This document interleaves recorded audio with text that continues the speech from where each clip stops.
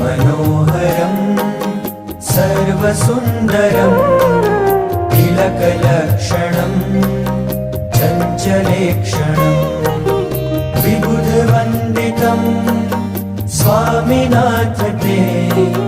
वपुरिहास्तु नो नित्यदर्शने मदनमोहनं प्रेमदोहनं नयनगोचरं भक्तसञ्चरं भुवि सुदुर्लभं स्वामिनाथ ते वपुरिहास्तु नो नित्यदर्शने निजजनैः सदा वाञ्छितं हृदा